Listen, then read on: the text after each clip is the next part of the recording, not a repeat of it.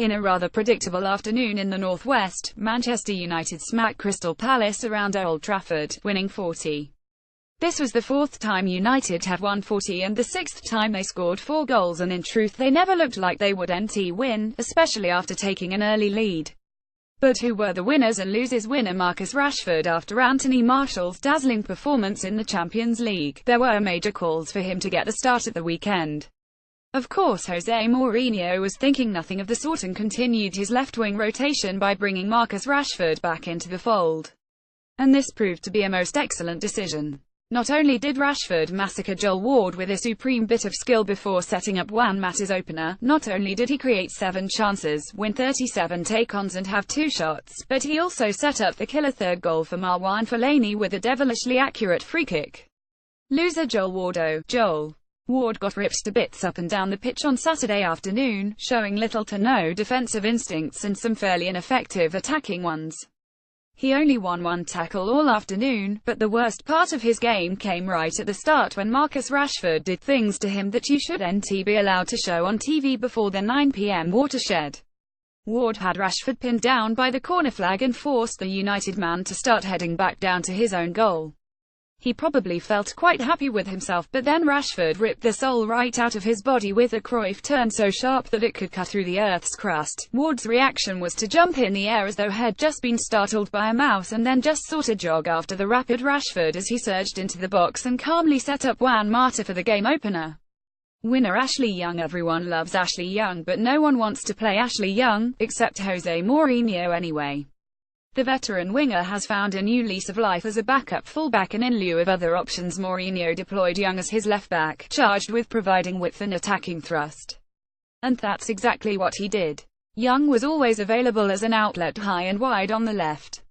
He's not much of a defender, but Palace never really had the wherewithal to test that aspect of his game. Young was dynamic and sharp and created the second goal of the game for Marwan Fellaini with a trademark cut backhand cross. A fine display. Loser Luke Shaw. While Luke Shaw takes his sweet time to recover from injury, he keeps finding roadblocks popping up in his path back to the first team.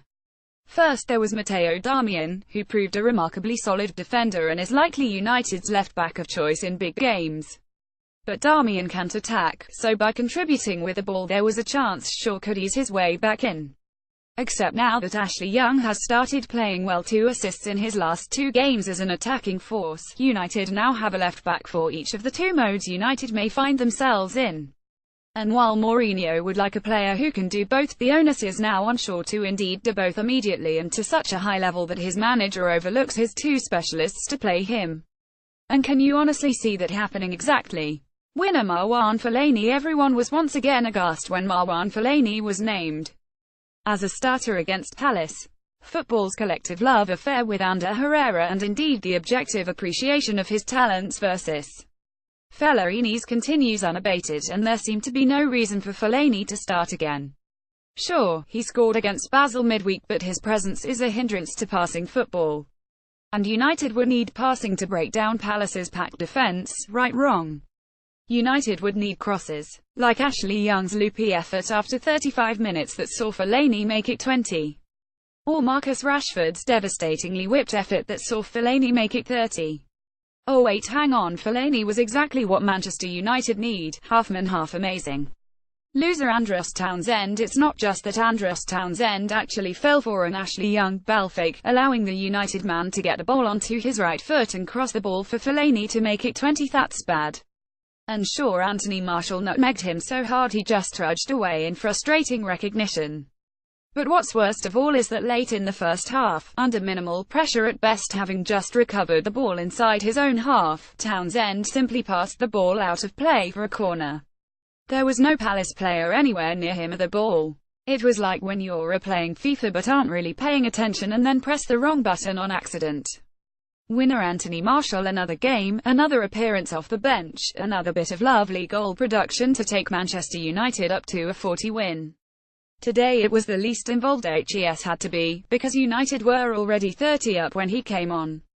But when he did come on, he made it happen, first by nutmegging Andros Townsend in a delightful way and then again by crossing wonderfully to get Romelu Lukaku a tap in and allow the Belgian striker to continue his incredible goal-scoring record. Even when Mourinho leaves him out, Martial always seems to find a way to be decisive. Loser Roy Hodgson. Everyone knew Roy Hodgson was on a hiding-to-nothing accepting this Crystal Palace job, everyone except the Crystal Palace owners anyway. Appointing a new manager when your next 3 games are against the 3 best teams in the country, especially a manager as pragmatic and dry as Roy Hodgson, is just utterly baffling. Against United, his side were hopelessly and hilariously outgunned and did almost nothing to bridge the gap with any tactical wrinkle or intense system. If it weren't for the uncharacteristically poor form of Romelu Lukaku, Palace could have lost by 5 or 6. Hodgson now has to regroup and convince his players to believe in his methods despite having just been pasted 90 over the last 2 games and facing a match against a resurgent Chelsea to come after the international break.